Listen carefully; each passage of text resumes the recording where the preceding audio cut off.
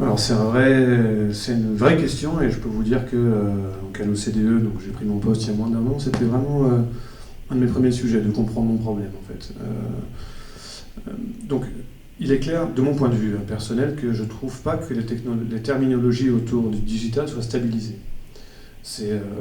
Donc on parle de technologies émergentes, de technologies transformatives, de technologies disruptives, de technologies transformatives.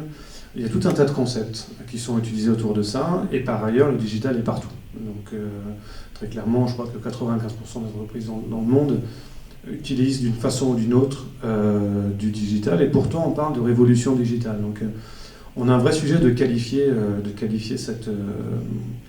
ce phénomène. Par ailleurs, on a peut-être des termes qui en sont un petit peu galvaudés, ou peut-être mal employés, j'en sais rien. Typiquement, le concept de disruption, il était bien installé, fut un temps plutôt en gestion d'ailleurs, sur qu'est-ce que c'est vraiment la disruption.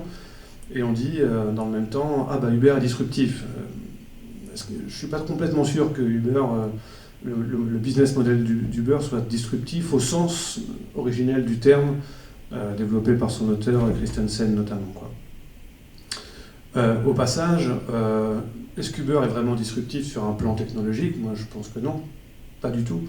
Le fait d'installer du paiement à bord, c'est pas très disruptif. Le fait d'avoir la géolocalisation, c'est pas non plus la révolution industrielle du siècle.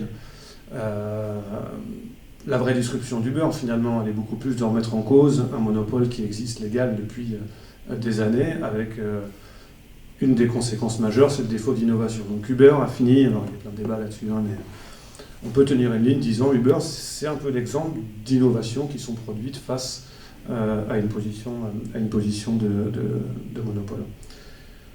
Ce que je veux dire aussi, et la difficulté du problème, c'est que de mon point de vue, il y a plein de nouvelles technologies qui apportent des problèmes et qui ne sont pas vraiment nouveaux en fait.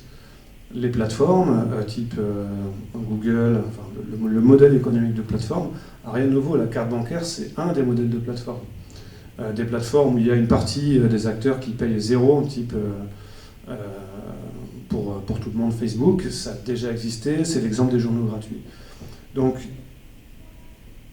idem par exemple pour les problématiques de protection des données. Les problématiques de protection des données confidentielles ont toujours été un problème pour les gouvernements. Donc qu'est-ce qu'il y a de nouveau en fait avec cette technologie? Donc il y a deux choses de notre point de vue, et c'est là que le sujet est intéressant. C'est effectivement il n'y a pas toujours de nouveaux problèmes, mais l'ampleur et la rapidité avec laquelle ça se développe exigent des solutions. Et l'autre solution, et l'autre question, c'est que, de notre point de vue, ça challenge assez fortement à la fois les gouvernements et les régulateurs sur un certain nombre de dimensions.